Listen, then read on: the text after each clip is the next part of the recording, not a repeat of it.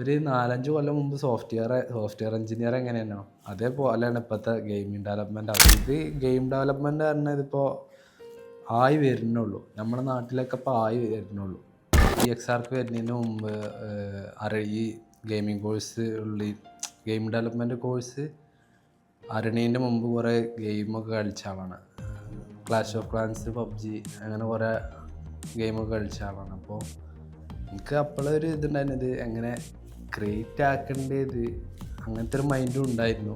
നമ്മളിപ്പോൾ കളിക്കുമ്പോൾ എന്ത് കാണുകയാണെങ്കിലും കാണുന്ന ഒബ്ജക്റ്റിന് എന്തൊക്കെ ഇതുണ്ടോ അതൊക്കെ നമ്മൾ യൂണിറ്റി എഞ്ചിനുമായി എല്ലാം കോഡ് ചെയ്ത് സെറ്റാക്കി എടുക്കണം. കളിക്കുന്നതും ഡെവലപ്മെൻറ്റ് ചെയ്യണതും വേറെ തന്നെയാണ്. ഇത് കോഡിങ് ഉണ്ടാവുക വെച്ചപ്പോൾ നമ്മൾ സാധാരണ നമ്മുടെ നാട്ടിലുള്ള ചെങ്ങന്മാരൊക്കെ സോഫ്റ്റ്വെയർ എഞ്ചിനീയർ അങ്ങനെ കുറേ കോഡിങ്ങിൻ്റെ കുറേ സംഭവങ്ങളൊക്കെ ഉണ്ട്.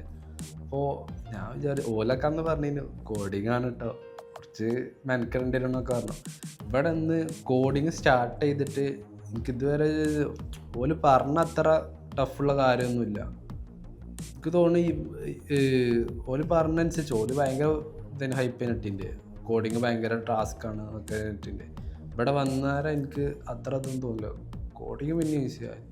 ഒറ്റയ്ക്ക് പഠിക്കുമ്പോൾ പറഞ്ഞാൽ നമുക്ക് സംശയം ചോദിക്കാൻ ആളുണ്ടാവില്ല. ഇത് അഭിരാം സാറ് എല്ലാത്തിനും ഒപ്പം നിന്ന് എല്ലാം പറഞ്ഞുതരും. ഇവിടെ വന്നിട്ട് ഒരു കാര്യം ചെയ്തെന്ന് അതേപോലെ ചെയ്ത് കാട്ടി കൊടുക്കണം. പിന്നെ പിറ്റേ ദിവസം വരുമ്പോഴും ഇത് ചെയ്ത കാര്യങ്ങൾ ഫുള്ള് ഡിലീറ്റ് ചെയ്ത് നമ്മൾ പുതിയ ഉണ്ടാക്കി കാട്ടി കൊടുക്കണം. എന്നാലേ അടുത്തത് എടുക്കുള്ളൂ. അല്ലെങ്കിൽ അത് ഉണ്ടാക്കി കൊടുത്തില്ലെങ്കിൽ അത് കുത്തിർന്ന് പഠിച്ചാണ്ട് അടുത്ത സ്റ്റെപ്പൊക്കെ കടക്കുള്ളൂ.